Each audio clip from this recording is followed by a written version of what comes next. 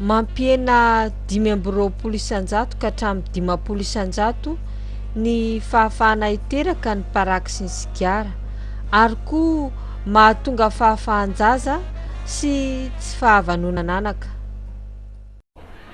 Mamerina ny fiarabanantsika tsiraray avy indray amin'izao anio izao izay anarahantsika ny mpandarana iadina amin'ny zava-mahadoelona dia ny paraky sy ny sigara ity. Fandarana hafa dia hafa no arahantsika satria avarianantsika tokoa zany. Ny vokatry ny paraky sy sigara amin'ny vehivavy bevoka no jerintsika. Ahoana ny fiantraikany zany raha vao mitsaika? Misy fiantraikany ve izy io eo amin'iny fiforonany zaza vao manomboka amin'ny forony iny? Misy fiantraikany ve izy io amin'ny fitombon'ny zaza ao am-boka ao? Aliana dia alianantsika ty fandarana ity ka dia manasa antsika mba anaraka tsara n'izany fandarana zany satria na ho an'ny mpianatra na ho an'ny rehetrarehetra dia ilaintsika ny mahafantatra an'izany hoe ay ve izany no fomba ny karakaran'Andriamanitra antsika tsiraray avy, kanefa isika dia manimba an'izany fikarakaran'Andriamanitra antsika zany amin'ny alalan'io setry-tsigara sy finanana paraky io. Izara roa ty fandarana ity hatreo amin'ny fitsahana ka hatramin'ny fahefabolana no hojerentsika aloha androany, ary ny fizarana manaraka zay hojerentsika raha-pietsindray dia manomboka amin'ny fahefabolana ka hatramin'ny fahaterahan'ilay zazakely eo am-boka ary hatramin'ny fampinonona ihany koa ho tohizana hatramin'izay fotoana izay. Dia manarafinaritra ary tsika amin'izao fandarana izao.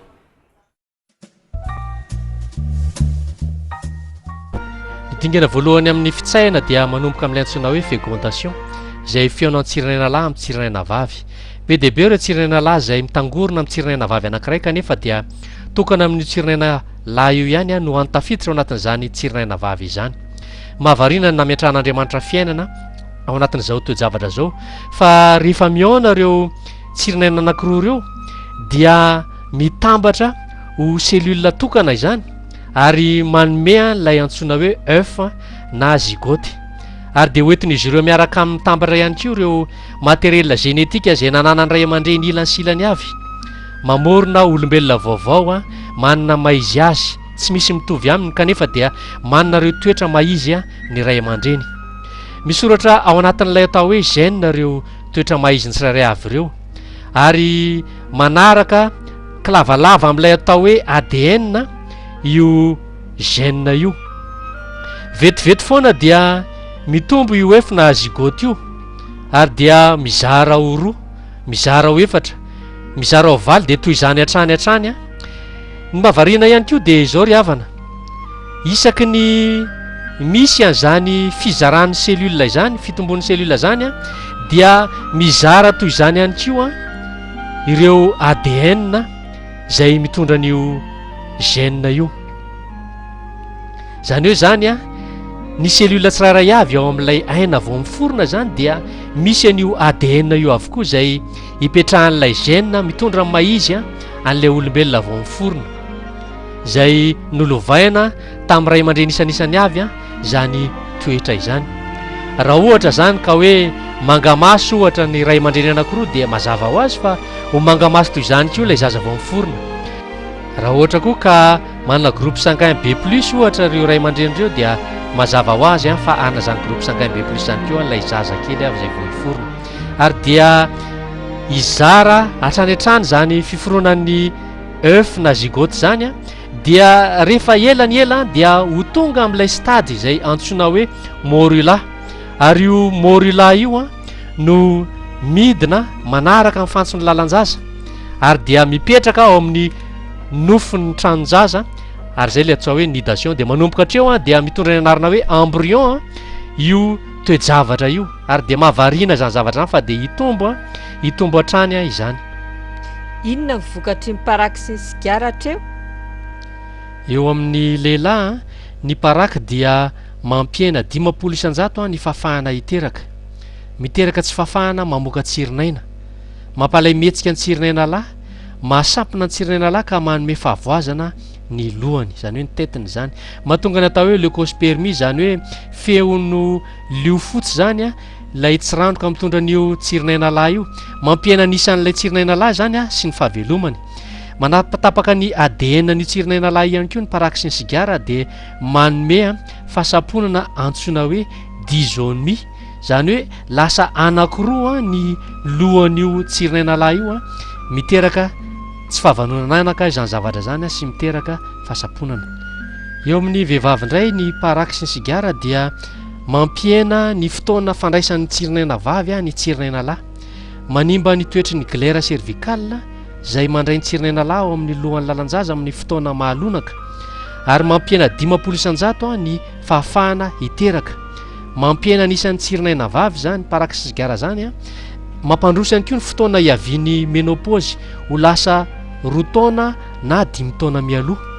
Ny zazavavy kely izay nateraky ny reniny mpifoka na mpihinana paraky a dia sarotsarotra vao mahazo zaza rehefa lehibe a manambady aty aoriana aty a io zaza io. Inona ny vokatra izany rehetra izany? Mahatonga tsy fahavanonananaka, fahafahanjaza ary fahasaponana izany toejavatra rehetra izany. Mandritra izany fitombona ao anatin'ny tranonjaza izany ny embryon dia mandalo toejavatra tena mahavariana tokoa ny fitombony. Raha vao ray volana monja io embryon dia mirefy eo amin'ny 1 cm eo ny halavany. Tsy misy afa-tsy ny loha no lehibe indrindra amin'izany. Zany hoe raha jerena zany a dia saika ny atsasaky ny haben'ity embryon ray volana ty a dia loha avokoa no ahitana azy. Kanefa dia ahitana taratra sahady a, misy endrikendriky ny fiforonan'ny maso ao a sy fiforonan'ny sofina. Ny fo ihany koa dia efa voaforona avy hatrany sahady amin'ny fotoana io fa saingy mbola lavaka kely anankiroa no zavatra mbola miseho. Rehefa tapitra ny ray volana ary miditra amin'ny faharoa volana ny halavan'izany embryon zany a dia eo amin'ny 3 cm eo a ny halavany, ary ny lanjany kosa dia atokotokony ho 4 grama eo. Manana endrika olona kely de kely izy io, hita miavaka kely eo ihany koa ny lohany a, ny tendany a, ny tratrany a, ny ratsambatany, ary hita ihany koa ny tana sy ny tongotra. Rehefa tonga eo amin'ny 7 volana dia miazakazaka zany fitombona izany ka lasa 7 cm eo ny halavan'ny io embryon io, ary milanja afolo eny amin'ny lanjany tamin'izy ray volana lasa, zany hoe 4 grama ny lanjany. Manomboka miforona eo a ny taolana, ary manomboka mihetsika tsikelikely koa ao anatin'ny tranonjaza ao a ilay tsaiky. Rehefa eo amin'ny 5 bolana dia vao maika miazakazaka zany fitombona izany ka lasa 12 cm eo ny halavan'ilay tsaiky, ary eo amin'ny 5 grama eo ny lanjany. Tena efa mihetsika be tokoa ilay izy. Inona ny vokatry ny paraky sy ny sigara hatreo? Mahatonga zazatsosokoditra ny paraky sy ny sigara. Voalaza fa 5 isan-jato ny zazatsosokoditra dia saika avy amin'ny fihinanana paraky sy sigara no azahoana izany. Voapirofo ara-tsiantifika zany, ary voapirofo ihany koa ara statistika tamin'ny fanadihadiana izay natao maneran-tany. Ny antony mahatonga izany voalohany indrindra dia zao: lay fandehanan'ilay œuf na zygote izay mitombo tsikelikely izara 2, izara 4, izara 8 araka ny resantsika teo manaraka an'iny trompe iny dia miadana de miadana fandehanana izany vokatr'ilay fiasan'ny paraky sy ny sigara. Ny antony anankiray faharoa dia zao: avy amin'ny lehilahy izay mifoka sigara dia misy favoazana ny fandehanan'ilay spermatozoïde. Rehefa misy favoazana fandehanan'ilay spermatozoïde dia tsy eo amin'ilay toerana tokony isy azy no isian'ilay fécondation, dia mazava ho azy fa miova toerana ihany koa ny ipetrahany zany œuf zany amin'ny farany. Ary ny antony anankiray fahatelo farany izay mahatonga zany toejavatra zany dia avy amin'ilay vehivavy izay mifoka sigara, satria tsy eo amin'ny toerana tokony isy azy no ipetrahan'ilay tsironaina vavy. Raha tokony izy dia eo amin'ny pavillon tubaire no tokony hipetraka zany dia tsy eo amin'izany izy no mipetraka fa amin'ny toeran-kafa, ary dia zay eo amin'izay toeran-kafa zay no andrasana ilay tsironaina lahy, dia zay no mahatonga an'ilay zazatsosokoditra iseho ihany koa. Anisany vokatra anankiray izay ateraky ny paraky sy sigara ihany koa dia ny tsy fitombon'ilay zazakely anatin'ny kibon'ny mamany eo. Ireo poizina isan-karazany izay hoentin'ny paraky sy sigara izay voalazantsika teto fa mahatatra 300 iseho, toy ny nicotine, arsenika, ny radon, ny cyanure, ny phénol, ny DDT, ny oxyde de carbone, ny formaldehyd sy ny namany dia mamaky vaky ny antsoina hoe placenta ary mitsofoka anatin'izany a reo poizinareo a dia manaraka ny cordon ombilical ary de tonga hatrany amin'ilay zazakely a tsy manatsiny zany poizina hoentin'ny paraxis gara zany ka dia voamaika mampijaly an'izany zaza zany a reo paraxis gara zay foan'ny olona reny a hoan'ny olona reny a ary mahatonga zany zaza zany a tsy tombo ara-dalàna. Inona ny lesona azo tsoahana amin'izany? Ireo ingénieur mpikaroka sy mpanamboatra tomobile dia nanamboatra reny tomobile reny a ho tsara de tsara sy mafy de mafy tokoa. Ny orinasa Mercedes no hitantsika eto ary rehefa mivoaka avy any amin'ny reny ozina reny ny tomobile dia azo lazaina fa tena tsara de tsara mihitsy, tsy kasihan-dalitra zany tomobile zany ary tsy maintsy omena ho an'izay mividy azy a ny toromarika rehetrarehetra ny momba ny fampiasana izany tomobile zany.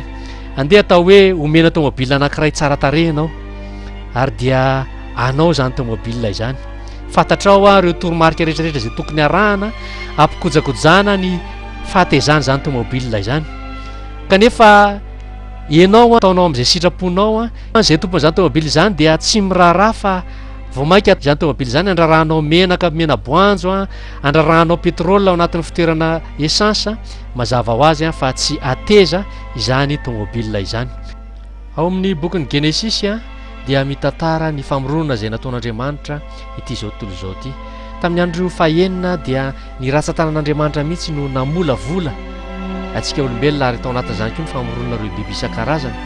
Niara-ny aina tao anatin'ny fandriampahalemana fafinaretana nafinaritra ny zavaboary zay foron'Andriamanitra tamin'izany, tsy nisy ny famono, tsy nisy ny fanaikitra ary ny olombelona izao sy ianao a dia anisan'ny foronina ho tsara indrindra tao anatin'izany fotoana izany. Tateorina nefa dia tonga ny devoly ny seho tamin'ny endrika menarana ary napiditra aretina, napiditra fanaintainana ho an'ity zao tontolo zao zay misy antsika ity.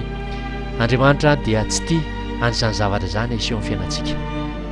Mamela ny safiditsika tsirairay avy ho arak'izay sitrapontsika Andriamanitra fa tsy manery antsika amin'izany safiditsika izany. Efa naseho teo anatreo antsika reo tsy fahasalamana teraky ny paraxis gara ka dia mametraka safidy koa Andriamanitra ankehitriny eo alohantsika. Safidy hiafara amin'ny fahafatesana ve no fidianantsika ankehitriny sa safidy hikojakoja tsara kosa ty vatana nataon'Andriamanitra ho tsara indrindra ity eo amin'ny fiainantsika. Anjarantsika ary ny mandray fanapahan-kevitra amin'izao anio izao.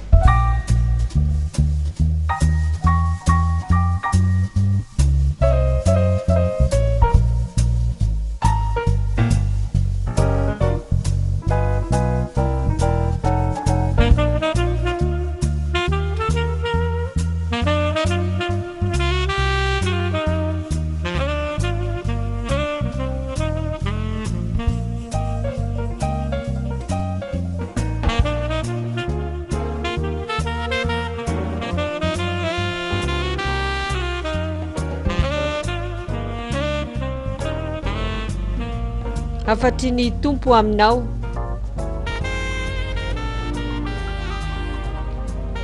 Fa ianao no nahary ny voako, namolavolay tao kibondreniko ianao. Idiranao aho fa mahatahotra sy mahatalanjona nanaovanao ahy. Mahagaga ny asanao ary fantatry ny fanahiko marimarina izany.